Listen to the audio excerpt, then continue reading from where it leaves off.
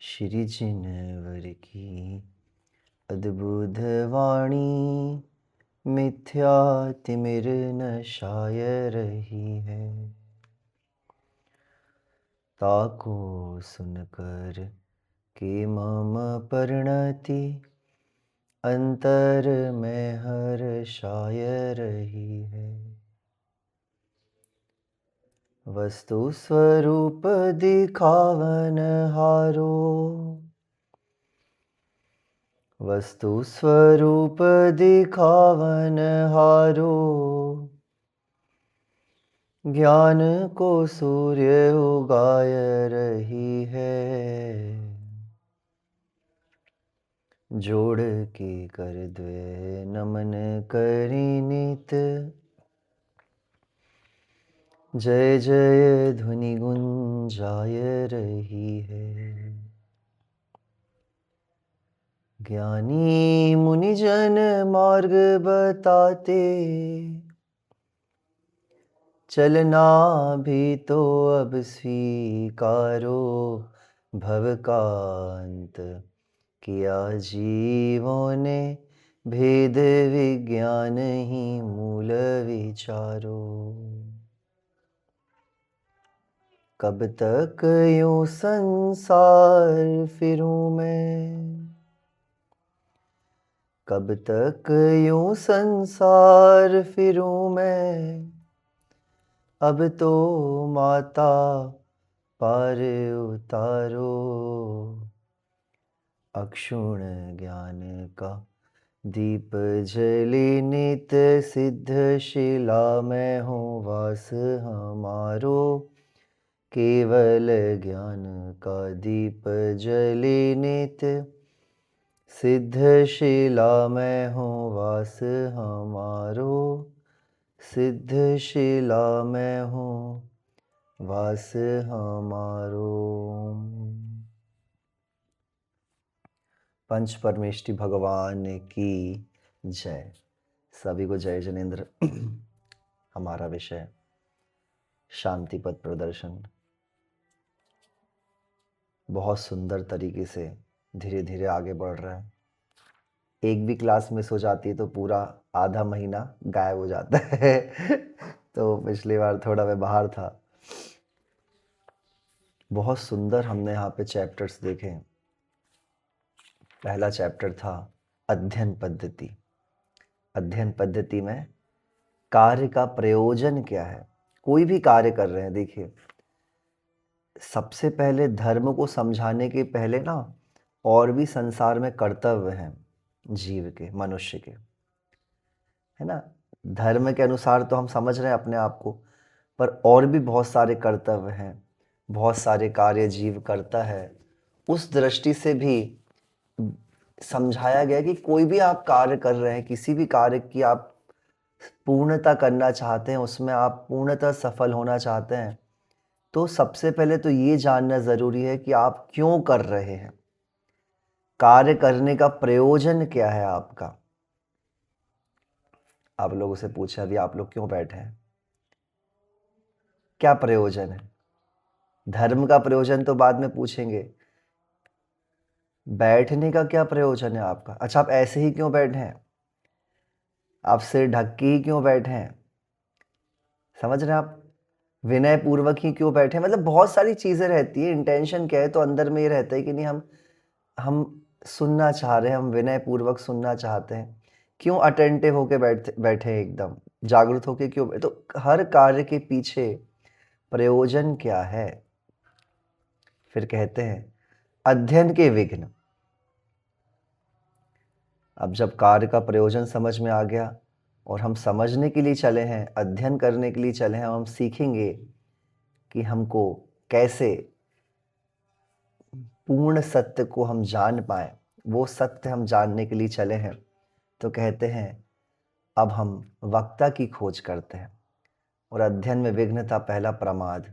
मैं प्रमाद कर रहा था, इसलिए मैंने हमेशा से अनादिकाल से ही गुरुजन कह रहे हैं कि तुमने प्रमाद करा है, तुमने उस मूल बात को नहीं समझा। फिर वक्ता भी अच्छा मिल गया, पर वक्ता विवेचन में थोड़ा सा गड़बड़ी कर रहा था। वक्ता है अच्छा, पर कभी कभी उसने वैसे कनेक्ट नहीं कर पाया जैसे कनेक्ट कर पाना था श्रोता से। अब सब परफेक्ट मिल गया है तो श्रोता का मन नहीं कर रहा है भैया। श्रोता के अंदर दोष है, श्रोता के अंदर धैर्यता नहीं है, धैर्यहीनता है। वो धैर्य पूर्वक लंबे समय तक नहीं सुनता है, इसलिए भी उसको तत्व की प्राप्ति नहीं होती है। फिर कहते हैं महाविघ्न पक्षपात, जो वक्ता के अंदर भी होता है और श्रोता के अंदर भी होता है, दोनों के अंदर विराजमान है ऐसा महाविघ्न पक्षपात। अब वो भी गया, महाविघ्न पक्षपात भी गया। तो कहते हैं कि पक्षपात को हटा करके चींटी जो थी उसने अपनी सहेली को मना लिया कि चलो सहेली, तुमको हम एक ऐसे अमृत के खजाने में ले चलते हैं। पर उनने मुख में थोड़ी सी डली दबा ली थी, नमक की डली। अब वो मुख में पहुंच तो गई अमृत के खजाने में, अब वो खाए तो उसको कोई स्वाद ही ना आए। अब वो सहेली सोच रही है ऐसा क्या कर रही है भैया, ये तो अमृत है, गुड़ की खान है, इसको यहाँ पे भी आनंद नहीं आ रहा है तो फिर और कहाँ आएगा। तो बोलती, देखती है ये मुंह में क्या दबाया हुआ है इसने। वो हटाते हैं तो उसको दिव्य लोक का आनंद आ जाता है। एक बार आप सारी चीजें भूल करके मात्र खाली, पूर्ण खाली होकर के सुनेंगे। कोई आग्रह मत रखें कैसे बैठना है, क्या करना है, ऐसा ही करना था, ऐसा ही है, ऐसा ही छोड़ करके, ठीक है वर्णी जी आप जैसा बताएंगे हम पहले सुनते हैं। वर्णी जी ये भी नहीं बोल रहे कि आप मान लो आंख बंद करके, पर वर्णी जी कह रहे हैं कि पहले आप सुन लो एक बार, कोई आग्रह बिना रखे हुए सुन लो, उसके बाद हम आपको सत्य का दिग्दर्शन होगा। तुमको अंदर लगे कि सत्य है तो मानना, या तो कोई ज़बरदस्ती नहीं है। वास्तव में मैं बता रहा हूँ ऐसे गुरु कभी मिलेंगे नहीं। इतने सरल सहज तरीके से वर्णी जी कह रहे हैं, फिर मान लेना, कोई बात नहीं। आगे दूसरा चैप्टर हमने देखा था अंतर की मांग, धर्म का प्रयोजन क्या है। अब धर्म क्यों कर रहे हैं, अंदर की मांग है क्योंकि मैं अभी तक तृप्त नहीं हुआ हूं, अनादिकाल से धर्म करते करते मैं तृप्त नहीं हुआ हूं। विचार करेंगे क्या तृप्त हो गए, क्या संतोष मिला अभी तक जीवन में, नहीं मिला ना। और जो धर्म हम कर भी रहे थे, जिस धर्म को हम सोच करके कर रहे हैं, क्या उससे शांति मिली है, विचार करेंगे।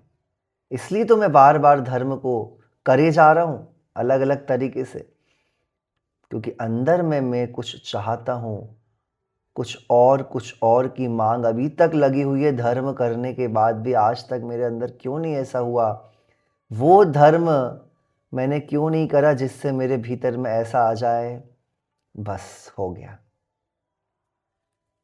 वैज्ञानिक विधि से बढ़ते हैं, एरर एंड ट्रायल थ्योरी से हम बढ़े, सत्य पुरुषार्थ करा, और इच्छागर्त इच्छाओं का समापन कैसे हो, और उसके लिए एक बार संसार वृक्ष का दर्शन भी हमने कर लिया। संसार में भाग रहा है जीव, और एक मधु बिंदु, शहद की बिंदु के लिए उनने अपने परमार्थ गुरु के ऑफर को भी ठुकरा दिया था।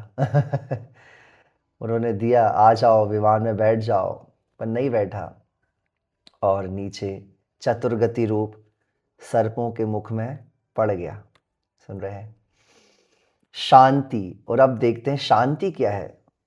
4 प्रकार की शांति देखी थी। पहली सबसे छोटी वाली शांति, सब शॉर्ट टाइम भोगों से आने वाली शांति। दूसरी कर्तव्य को पूर्ण करने के बाद जो आती है शांति, दूसरी वो। तीसरी निस्वार्थ सेवा से आने वाली शांति, और चौथी है परमार्थ शांति, सच्ची शांति जो हमको नहीं प्राप्त हुई आज तक, और जो प्राप्त करके तीर्थंकर आदि संसार समुद्र से तर गए। फिर हमने धर्म का स्वरूप समझा, ये भी बहुत सुंदर था जो हमने पिछली क्लास में लिया था। सच्चा धर्म क्या है? वस्तु स्वभाव धर्म, अहिंसा परमो धर्म। वो धर्म है जो हमें ऐसे उत्कृष्ट स्थान पर रख देता है जहाँ हम परम शांति का भोग कर सकते हैं।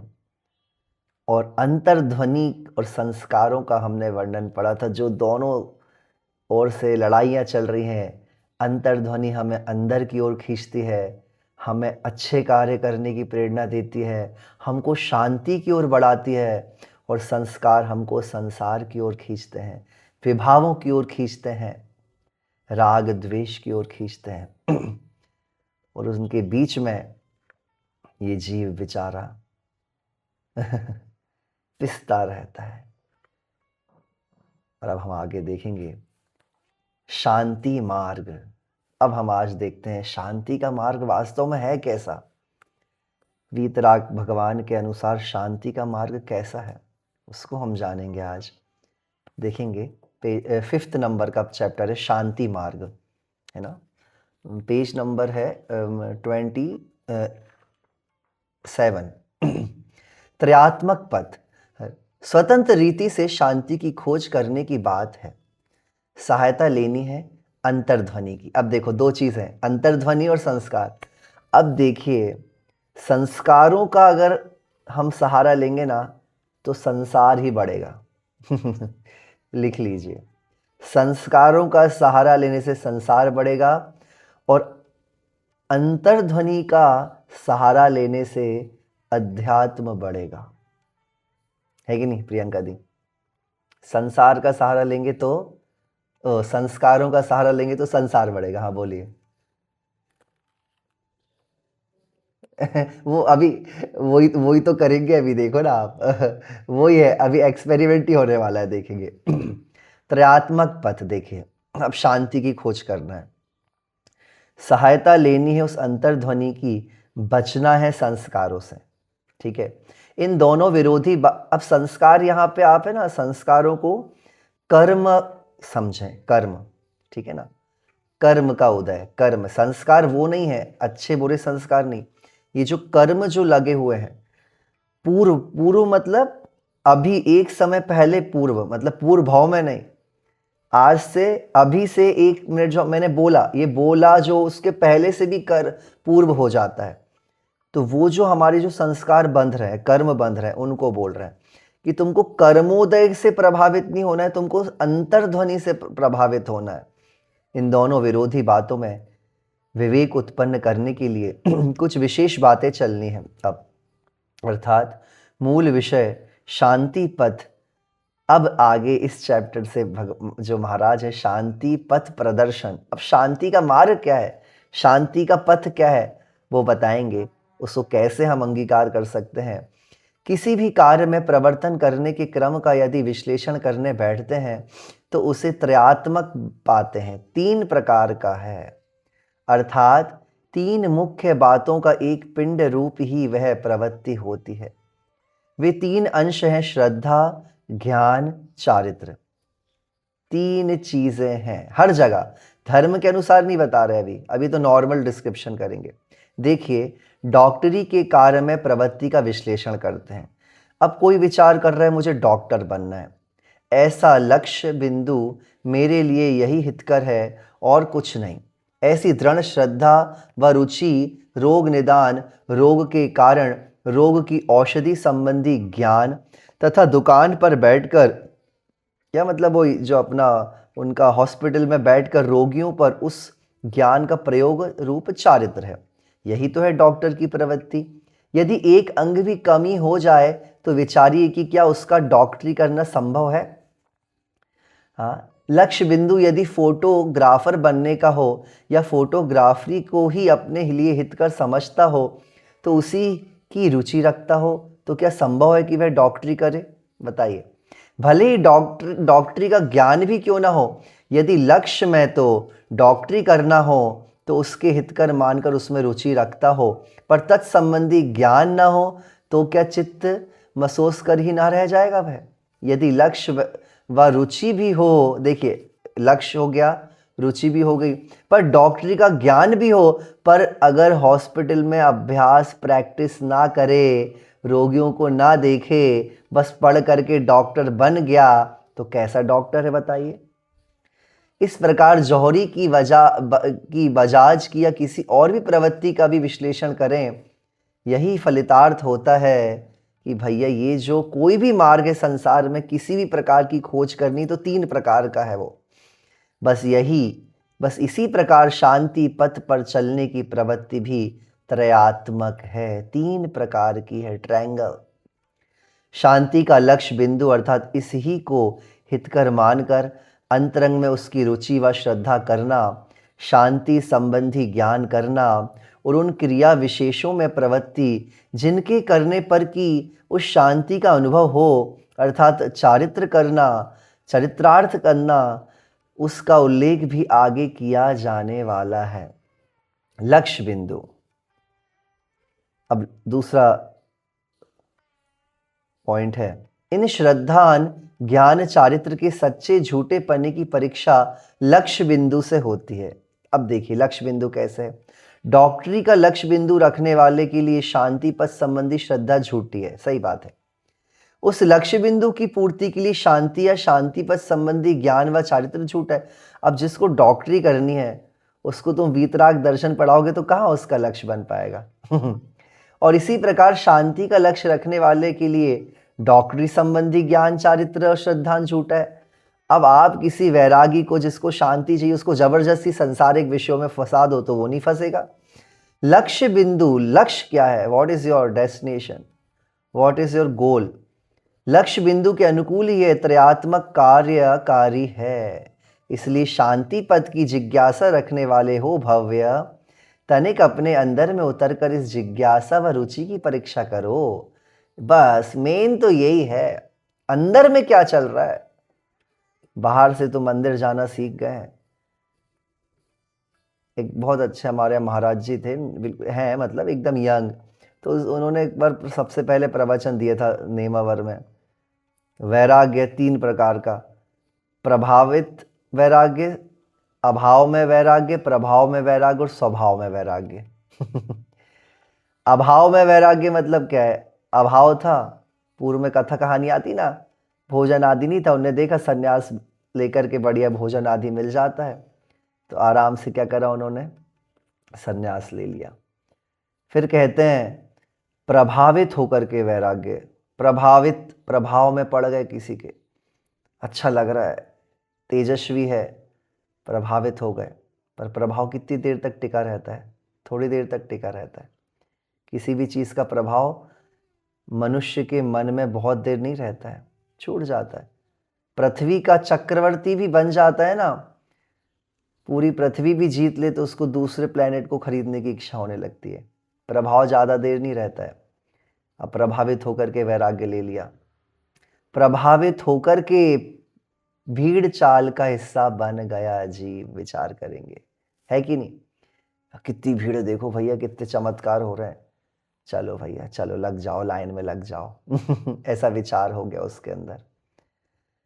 कई बार हमने इस प्रकार से करा है। अंदर की जिज्ञासा, अंदर की रुचि की परीक्षा, लिख लीजिए, दिस इज द पॉइंट और this is the main point कि हम अभी तक क्या कर रहे हैं। हमने 50, अरे मैं बोल रहा हूँ 5 रुपए का पेन लेते हैं तो कितनी परीक्षा करते हैं, 10-20 रुपए की सब्जियां लेने जाते हैं तो कितनी परीक्षा करते हैं। संसार के छोटे छोटे निर्णयों में इतना हम दिमाग लगाते हैं, पर हम जो धर्म कर रहे हैं, जो हम वास्तव में जिससे हमको महान उपलब्धि होने वाली है, उसकी परीक्षा करी कि नहीं करी, उसके बारे में कुछ चिंतन करा कि नहीं करा। मैं नहीं बोल रहा हूँ, वर्णी जी पूछ रहे हैं। अभी भी सोच लीजिए, अब तो बढ़ गए गुरु जी के को से प्रभावित होकर के बढ़ गए, अच्छा ठीक है कोई बात नहीं, बढ़ गए तो कोई गलत मार्ग में नहीं बढ़े, पर विचार करेंगे कि क्या हमारे भीतर से हम बढ़ रहे हैं, हमारे भीतर, हमारे अंतर आत्मा के रोम रोम में कि हम श्रद्धान हमारा इस ओर है। कहीं ऐसा ना हो कि लक्ष्य बिंदु तो पड़ा रहे धन कमाने या भोग भोगने का, सीखने या सुनने लगे शांति पथ की बातें। और कितना अच्छा कह रहे, सुन रहे हैं शांति की बातें, आकुलता हो रही है, पर अंदर में तो अभी धन की ही इच्छा है, भोगों की ही इच्छा है। यदि ऐसा है तो सुना सुनाया बेकार हो जाएगा, क्योंकि जो बात क्या कह रहे हैं, क्योंकि जो बातें, एक सेकंड, कहीं ऐसा ना हो कि लक्ष्य बिंदु तो पड़ा रहे धन कमाने का और भोग भोगने का, और सीखने लगे सुनने लगे शांति पद संबंधी बातें।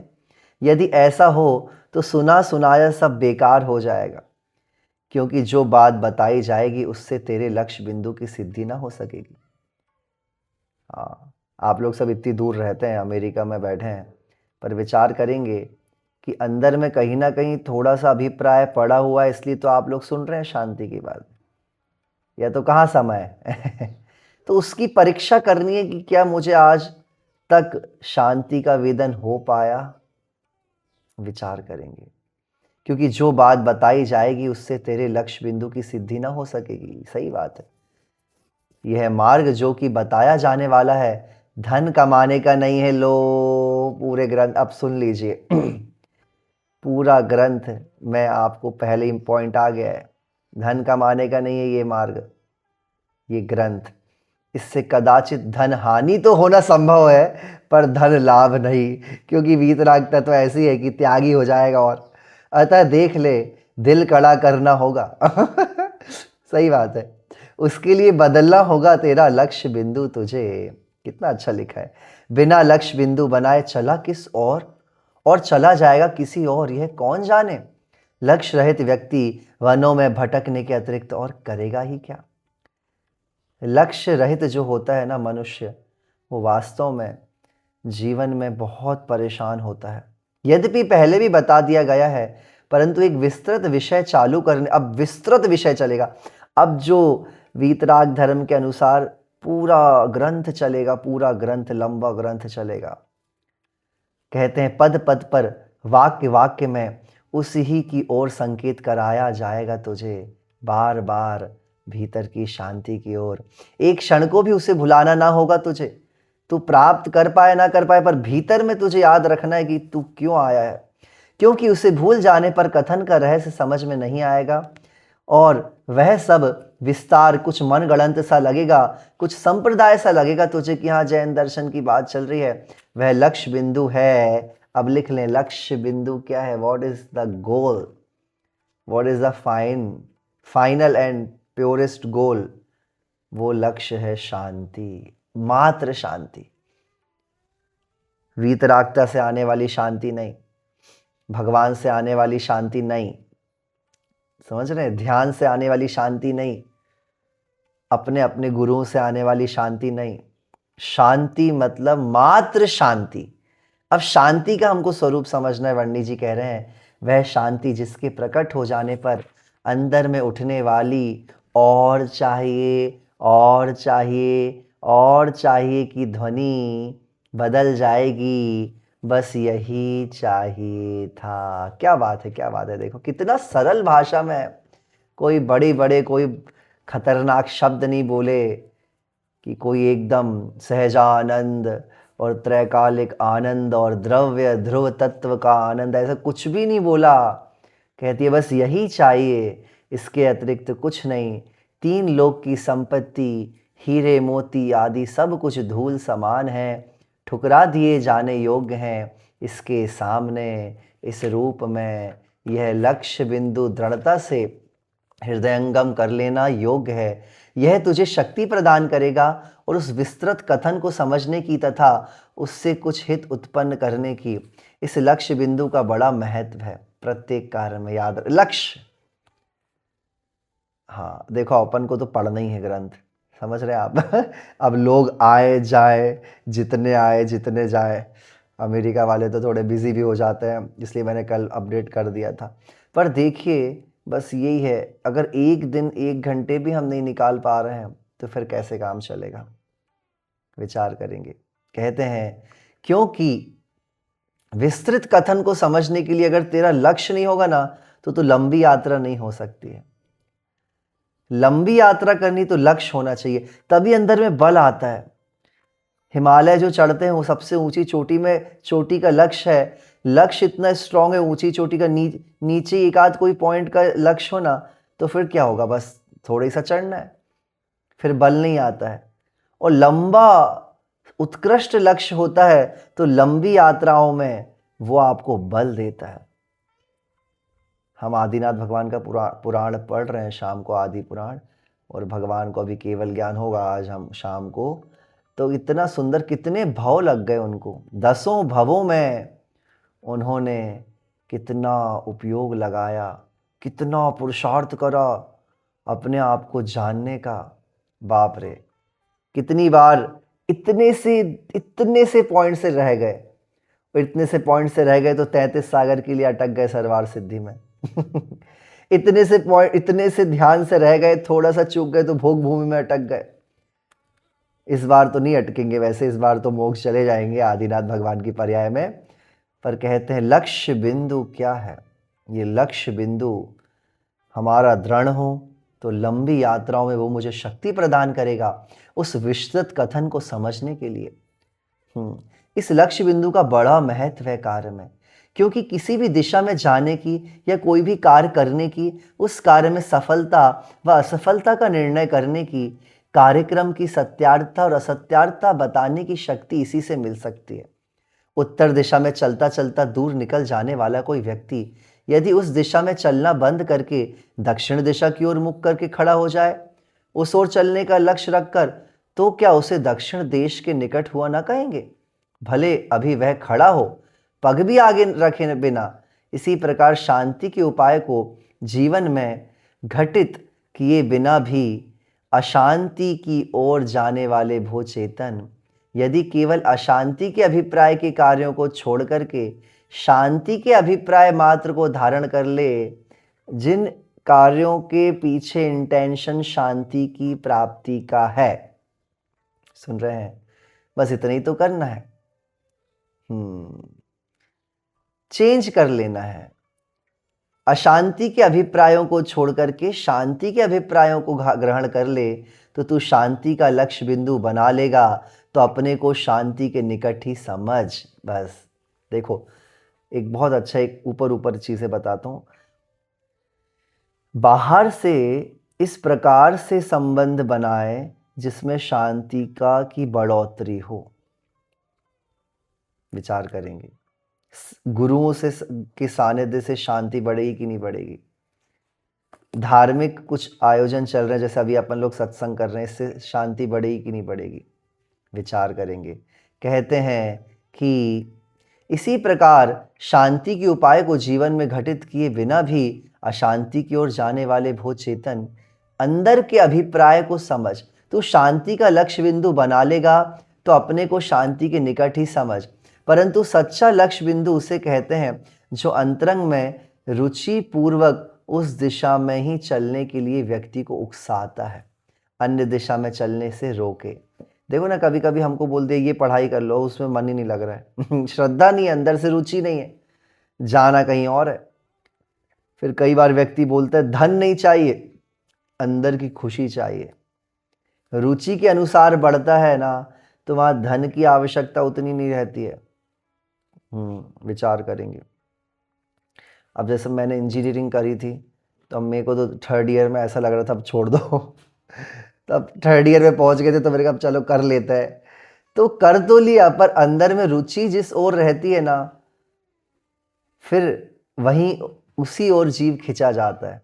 फिर मैंने देखो जैन दर्शन में पढ़ाई करी तो अब ये हो गया कि रुचि और एकेडमिक एक सा हो गया एकेडमिक्स और अंदर का इंटरेस्ट एक हो गया तो आनंद आता है। फिर धन की वैल्यू नहीं, फिर बाहर की चीज़ों की वैल्यू नहीं है। हाँ, क्योंकि अंतरंग में खुशी नहीं है कुछ करने से, तो फिर क्या मतलब है जीवन को। कहते हैं अतः यहाँ लक्ष्य बिंदु का तात्पर्य केवल शाब्दिक शांति या मोक्ष की अभिलाषा से नहीं है। ऐसी अभिलाषा या मोक्ष के प्रति का झूठा लक्ष्य बिंदु जो आज भी बना हुआ है सबको, सब ही तो कहते हैं कि प्रभु किसी प्रकार मुझे शांति प्रदान करें। आज के इस लक्ष्य बिंदु की असत्यार्थता का पता चलता है इस दृष्टांत से। सुनेंगे ध्यान से। एक सेठ जी थे, भगवान के बड़े भक्त थे। प्रभु के सामने अपने उद्गार प्रकट करते, स्तुति करते और अपने दोषों के लिए रोते हुए कभी कभी घंटों मंदिर में व्यतीत कर देते थे, घंटों मंदिर में व्यतीत कर देते थे। यह थी उनकी एक पुकार। क्या सोचते थे, क्या विचार करते थे? प्रभु, क्या कहते थे? भगवान किसी प्रकार मोक्ष दे दीजिए बस। क्या डेली बोलते थे भगवान से? निकिता दीदी सुन रहे? बस भगवान मोक्ष दे दीजिए, एक बार मोक्ष हो जाए। उनकी भक्ति इतनी थी, प्रतिदिन बस मोक्ष मोक्ष बोलते रहते थे। अब वो एक दिन क्या हुआ, भक्ति की परीक्षा का अवसर आ गया। एक देव आकर कहने लगा, देव आया, देव देख रहा है डेली खूब विनती चल रही है मोक्ष जाने की, अपन लोग की भी चलती है, बस प्रभु मोक्ष हो जाए। सेठ जी, देव आकर के कहते हैं, सेठ जी आपकी भक्ति से बड़े प्रसन्न हुए, भगवान मुझे भेजा है आपकी इच्छा पूर्ति करने के लिए। सेठ जी की एकदम खिल गए, वो तो प्रसन्न हो गए। आज उन्हें मोक्ष मिलने वाला था, पर वे स्वयं नहीं जानते थे कि मोक्ष किसे कहते हैं। देव बोला, सेठ जी सबसे पहले आपके 10 पुत्र हैं और 10 कारखाने हैं, तो एक पुत्र प्रतिदिन जाएगा, मरण होगा एक एक पुत्र का, और एक एक कारखाना जाएगा डेली। 10 दिन पीछे। अब जब 10 दिन में आप बिल्कुल अपरिग्रही हो जाएंगे, आपके पास कुछ नहीं बचेगा ना, तुम पुत्रहीन हो जाओगे, कंगाल हो जाओगे, बस 11वें दिन में ले चलूंगा तुम्हें आकर के कहाँ, मोक्ष।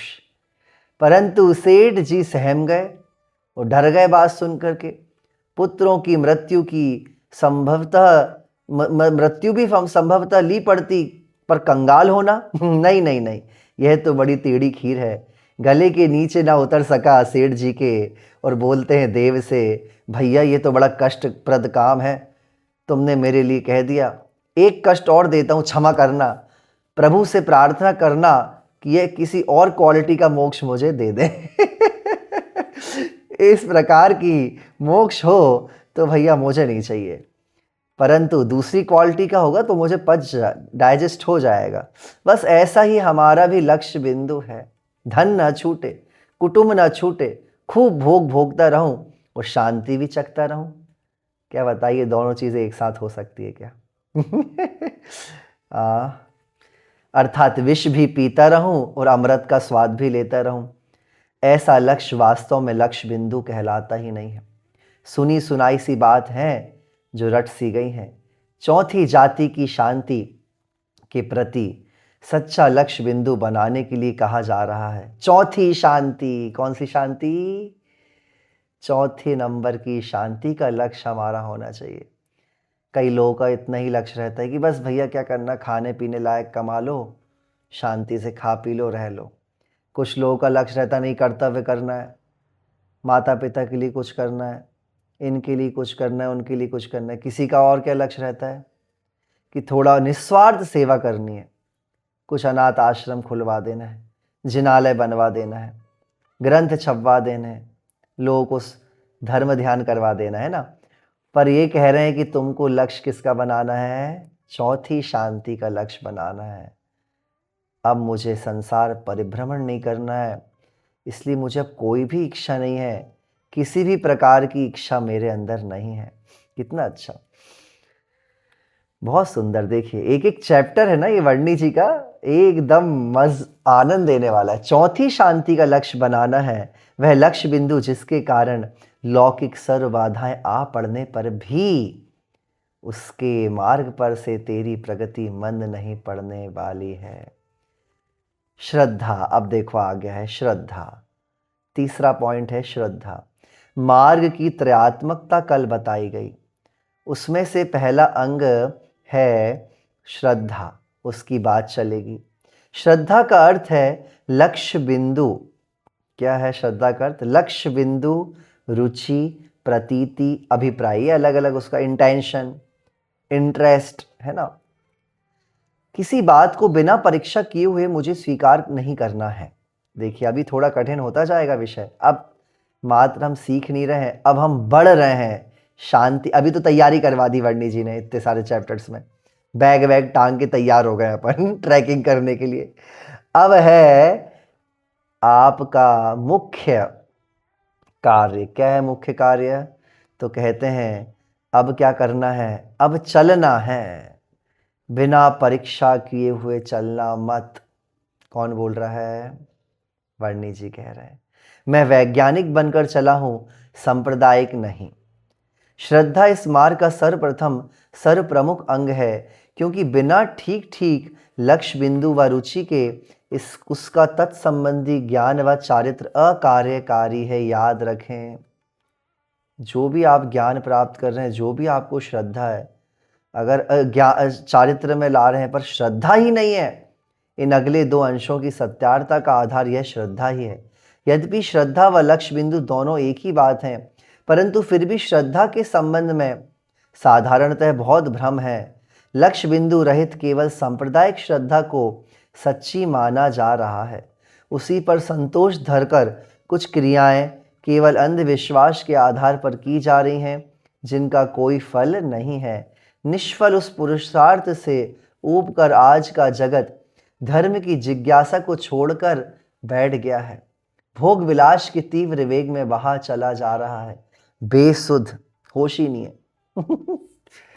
वहाँ वो न्यूयॉर्क में मैंने देखा कैसे लोग इधर उधर दौड़ते रहते हैं। बाप रे, किसी चकाचौंध है।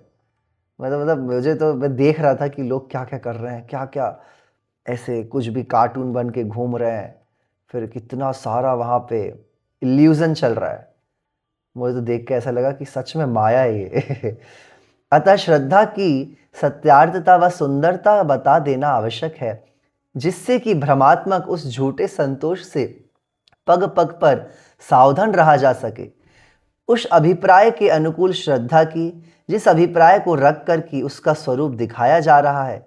जैसा कि आगे के प्रकरणों में दिखलाने में आएगा, अभिप्राय या श्रद्धा पर ही किसी क्रिया विशेष की सत्यार्थता और असत्यार्थता निर्भर है। याद रखें, अभिप्राय, intention, what is your perspective, उसी के ऊपर निर्भर है सब कुछ। श्रद्धा के संबंध में कुछ ऐसी धारणा बनी रही है, कैसी धारणा बनी अभी तक हमारी सुनेंगे, कि मैं तो ठीक ही स्वीकार करता हूँ, अमुक ही प्रकार के देव गुरु धर्मादि को स्वीकार करता हूँ, अन्य प्रकार वालों को नहीं, यही गुरुदेव की आज्ञा है। सुन रहे? बुद्ध बोलेंगे अगर आप बुद्धम शरणम गच्छामि तो आप सम्यक दृष्टि हो, है ना। वेद बोलेंगे वेदों को सत्य मानते हो तो तुम सम्यक दृष्टि हो। जैन बोलेंगे अगर तुम देवशास गुरु का श्रद्धान करते हो तो सम्यक दृष्टि। अब किसको सम्यक दृष्टि माने? यही परीक्षा करने की कह रहे हैं। तुमने अब पर्टिकुलर एक देवशास गुरु को मान लिया है, क्या माना है? गुरु वचनों में कभी संशय नहीं करता मैं, भले वे समझ में आया ना आवे, हृदय उसे स्वीकार करे या ना करे, क्योंकि भय है इस बात का कि मेरी श्रद्धा झूठी पड़ जाएगी। अभी तक ऐसा बैठा है दिमाग में कि बस मान लो, डर लगता है नहीं मानेंगे तो अरे भैया हम तो पापी हो गए, संशय उत्पन्न होता है। परंतु भाई, कभी विचारा है कि वह श्रद्धा सच्ची है या झूठी? पहले से ही जो झूठी है, वर्णी जी कह रहे हैं, उसका क्या झूठ पड़ना? भले बाहर से शब्दों में शंका न कर, पर अंतरंग की शंका को कैसे दबाएगा? और यदि अंतरंग में शंका नहीं है तो तत्व समझते समय यह तो बिल्कुल ठीक है, परंतु ऐसा शब्द आएगा, क्या आएगा? कोई कुछ समझा रहा है ना, जैसे अभी अपन सुन रहे हैं, आपकी सब बात अच्छी लग रही वर्णी जी की, पर अब हम ये जो पर आ रहा है, किंतु परंतु, ये जो आ रहा है ना, ये क्यों आ रहा है? अंदर में पड़ी हुई वही उल्टी सीधी मान्यताओं के कारण। यह परंतु कहाँ से आ गया? वर्णी जी कह रहे हैं इसके अतिरिक्त शास्त्र के आधार पर तत्वों के संबंधी को जानकारी सी करके यह बिल्कुल ठीक है, ऐसा ही है। अन्य मतों के द्वारा प्ररूपित तत्व ठीक नहीं है, हमारा ही ठीक है। पता कुछ नहीं है, हमारा ठीक है, उनका बुरा है, बस पता कुछ नहीं है, ऐसा मान करके सांप्रदायिक अंधश्रद्धान को, देखो पहला तो क्या पॉइंट हो गया? परंतु, किंतु परंतु। दूसरा, सांप्रदायिक अंधश्रद्धान को श्रद्धा की सच्ची कोटि में गिना जा रहा है। परंतु यदि ऐसा ही होता तो ऐसी श्रद्धा तो सबको है, संसार में हर व्यक्ति को ऐसी श्रद्धा है, सांप्रदायिक श्रद्धा। जो वेदों को मानता है वो कहेगा हम सच्चे श्रद्धानी है, जो देवशास गुरु को मानता है वो कहेगा हम सच्चे श्रद्धानी है। हाँ, विचार करेंगे। ऐसा नहीं है, अमेरिका में भी तो धर्म है कि नहीं, क्रिश्चियनिटी है, ज्यूश का भी कोई है। अब बताओ आप, अब वो अलग अलग अपना मानते हैं। ये सब भी अपने अपने आप को सम्यक श्रद्धानी कहने लगेंगे, सम्यक दृष्टि कहने लगेंगे। कैसे निर्णय करें? मुसलमानों द्वारा प्ररूपित तत्व को मानने से मोमिन और ना माने तो काफिर। वेदों को माने तो आस्तिक और ना माने तो नास्तिक। उनके इस कथन में तथा आपको पता है भारतीय दर्शनों में जो 9 schools, 9 schools of Indian philosophy जो हैं, उसमें से 6 जो स्कूल्स हैं वो आस्तिक दर्शन कहलाते हैं और 3 स्कूल्स जो हैं वो नास्तिक दर्शन कहलाते हैं। तो नास्तिक में कौन कौन से? आप यकीन नहीं मानेंगे, जैन धर्म नास्तिक में आता है। इंडियन फिलॉसफी के according Jainism, Buddhism and Charvaka, ये नास्तिक दर्शन है। क्यों है? क्योंकि ये वेदों को नहीं मानते हैं। अब आप सोचिए, हजारों वर्षों से ऐसी मान्यता है। और जबकि मैं खुद अध्ययन मैंने सब करा है, पर जो 6 जो दर्शन है उसमें से वैशेषिक न्याय, सांख्य, योग और मीमांसा और वेदांत, इसमें जो सांख्य दर्शन जो है ना, वो सांख्य दर्शन है जो वैशेषिक दर्शन है। कई दर्शन जो है वो भी भगवान को नहीं मानते हैं, भगवान की सत्ता को कर्ता नहीं मानते वो। तो आप सोचिए कि उन्होंने जैन दर्शन को और बौद्ध दर्शन को नास्तिक परंपरा में रखा है। क्यों? क्योंकि हम ईश्वर को नहीं मानते हैं और मेनली तो वेदों को नहीं मानते। पर अब जाकर के बहुत सारे दार्शनिकों की विचारधारा बदल रही है और वो कहते नहीं, आप वेदों को नहीं मान रहे हैं इसलिए आप ये नहीं बोल सकते नास्तिक हैं, पर श्रद्धा तो भगवान की इनमें भी है। बौद्ध धर्म भी भगवान की श्रद्धा, उनके यहाँ भी उत्कृष्ट कोई शक्ति उसको ईश्वर बोलते हैं। हमारे यहाँ भी उत्कृष्ट जो सिद्ध भगवान है हम उनको भगवान बोलते हैं। तो भगवान पे श्रद्धा है, तो ये नास्तिक दर्शन नहीं है। विचार करेंगे, इस प्रकार की दृष्टि बन जाती है। इसलिए यहाँ कह रहे हैं कि अपने अपने दही को मीठा बताने का नाम ही सच्ची श्रद्धा है। तो लोक में कोई भी झूठी श्रद्धा वाला नहीं है, याद रखें। सब अपने अपने आप को अच्छा मानते हैं, सब शांति पदगामी हो गए हैं, पर भैया शांति तो आई नहीं है, याद रखें। सब लड़ाई झगड़े कर रहे हैं, सब लड़ मर रहे हैं। उस सांप्रदायिक श्रद्धा का नाम ही सच्ची श्रद्धा नहीं है। ये सांप्रदायिक नहीं, वैज्ञानिक मार्ग है। अंधश्रद्धा को यहाँ अवकाश नहीं है। बिना क्या और क्यों किए स्वीकार की गई स्वीकृति नहीं की जा सकती है, क्योंकि ऐसा ही है इस श्रद्धा का विषय। केवल उस तत्व संबंधी शब्द है, उस तत्व का रहस्यार्थ है, रहस्यार्थ नहीं। अर्थात ऐसी श्रद्धा केवल शाब्दिक है, तात्विक नहीं है। देख लीजिए, श्रद्धा के लिए दूसरा पॉइंट लिखिए कि जो श्रद्धा है वो सात्विक नहीं होनी चाहिए, तात्विक होनी चाहिए, लॉजिक्स जिसमें होने चाहिए, है ना। तात्विक जीव अजीव आदि के भेद प्रभेदों को शब्द में जानते हुए भी वास्तव में वह नहीं जानता है कि जीव किस चिड़िया का नाम है। बचपन से पढ़ लिया, कितने द्रव्य होते हैं? 6 द्रव्य होते हैं। कौन कौन से? जीव, अजीव, जीव, पुद्गल, धर्म, अधर्म, आकाश, काल। कितने तत्व होते हैं? 7। जीव, अजीव, आश्रव, बंध, संवर, निर्जरा, मोक्ष। ये मैं टॉप पास हो गया मैं। क्यों प्रियंका दी ऐसा मान लेता है जीव? देखो लिख रहे हैं, तुमने शाब्दिक रूप में तो विद्वान बन सकते हो, तार्किक बन सकते हो, वक्ता बन सकते हो, पर श्रद्धालु नहीं बन सकते। वर्णी जी कह रहे हैं वक्ता भी बन गए, तार्किक भी बन गए, दिमाग लगा लिया। शास्त्रों में तो, एक शास्त्र में तो ऐसा वर्णन करा है 10 पेजों में, कहते हैं इतना अच्छा वक्ता बन सकता है उसके प्रवचनों को सुनकर के सामने वाले को केवल ज्ञान हो जाए। पर वो स्वयं संसार में परिभ्रमण करेगा।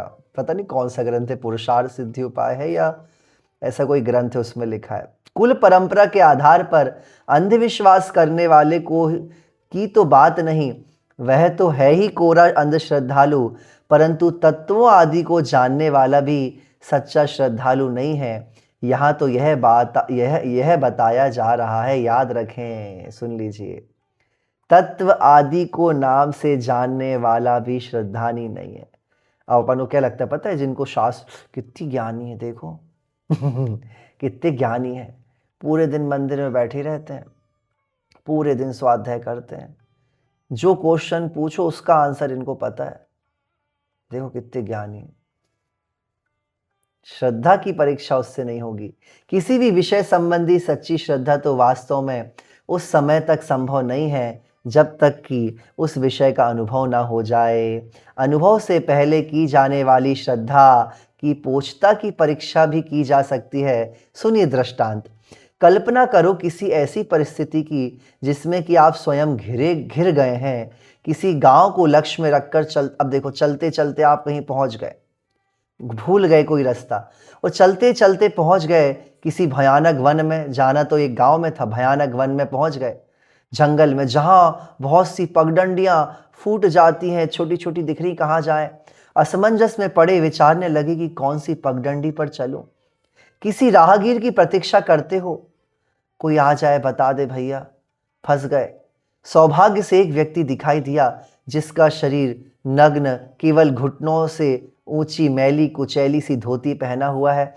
उसकी टांगें अस्त व्यस्त सी उलझी हुई, कंधों पर एक लठ रखा है। हट्टा कट्टा काला कलूटा सा एक मानव है जिसे रात को देखे तो कोई भी भयंकर डर के मारे क्या हो जाए, प्राणी निकल जाए। अब बताओ, इतने अंधेरे में कोई दिख जाए ऐसा व्यक्ति तो। खैर साहस करके पूछा उससे, भैया रास्ता है बताए क्या उस गांव का। उसने इतनी कर्कश कि मानो खाने को ही दौड़ता हो। वो बोलता चला जा दाईं ओर। क्या बोलता वो व्यक्ति, चला जा। अब बताओ, पूछ तो लिया उनने, ऐसा आंसर दिया, मार्ग जानता नहीं हूं। वो क्या बोलता वो काला व्यक्ति, मार्ग जानता नहीं, आ गया पथिक बन करके। क्यों निकला था? आप ही बताइए। अब क्या उसके द्वारा बताई गई दिशा में आप एक भी पग रखने को समर्थवान हो सकेंगे क्या?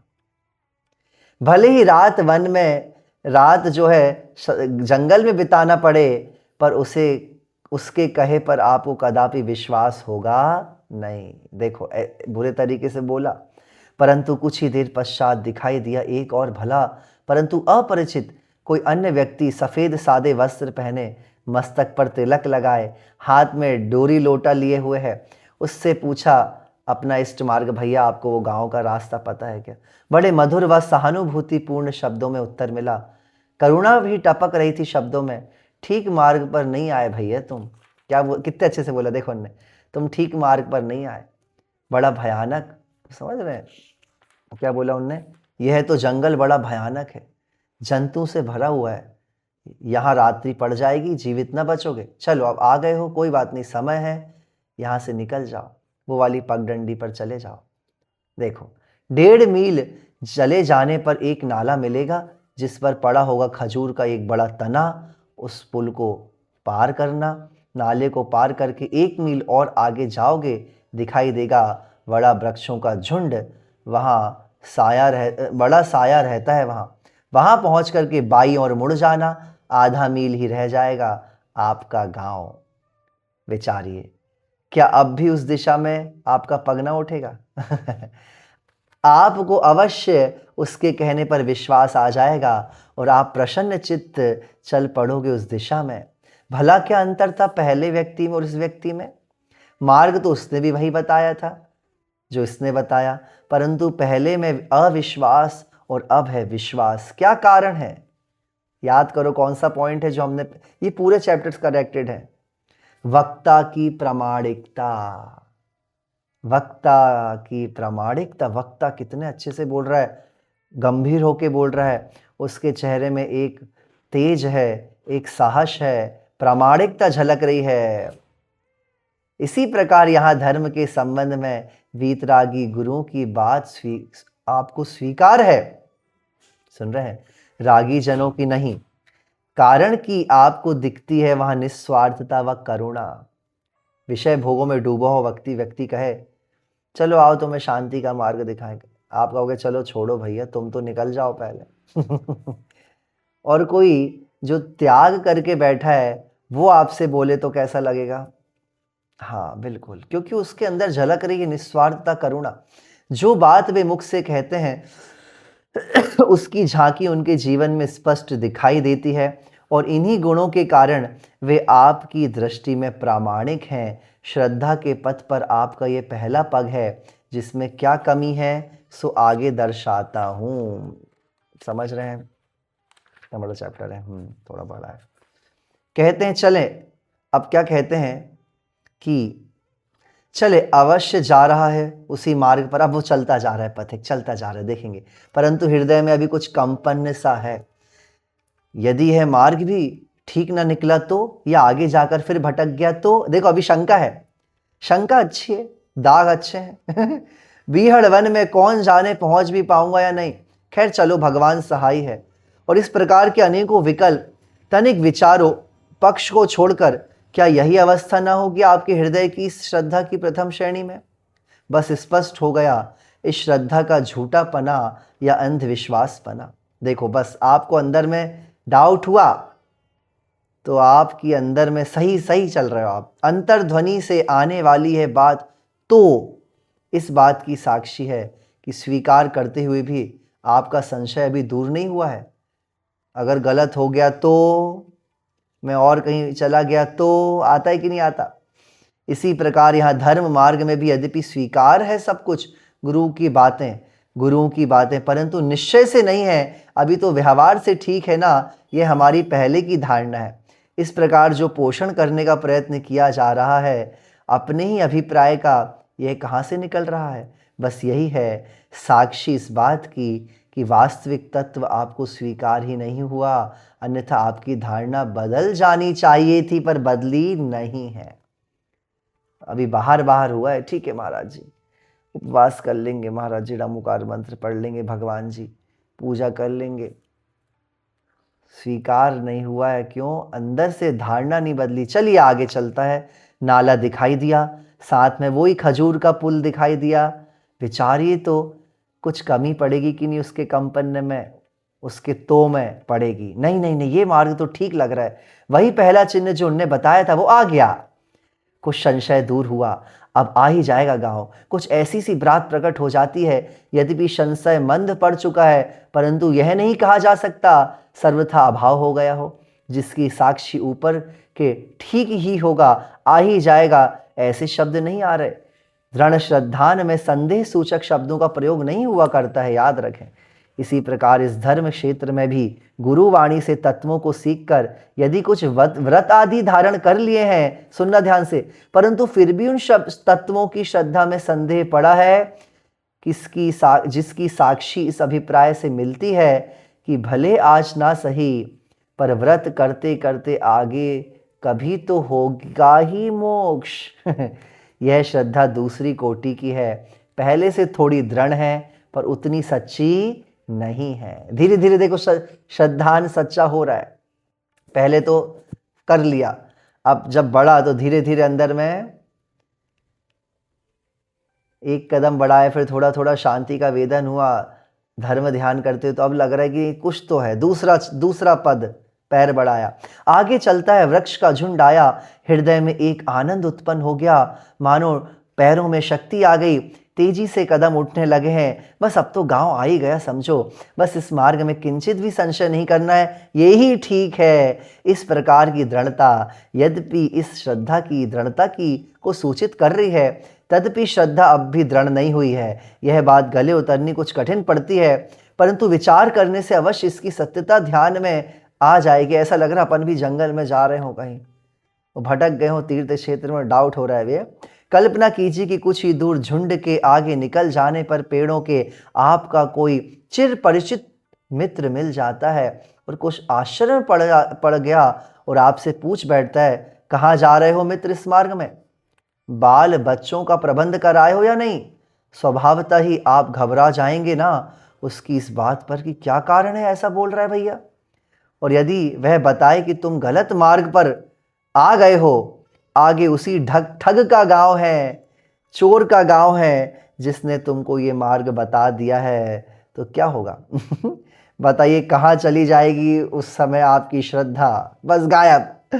ऐसे ही होता है, जीवन भर हम अंधविश्वासों में बढ़ते जाते हैं, अंत में कुछ हाथ में आता नहीं है और लगता है कहाँ फंस गए।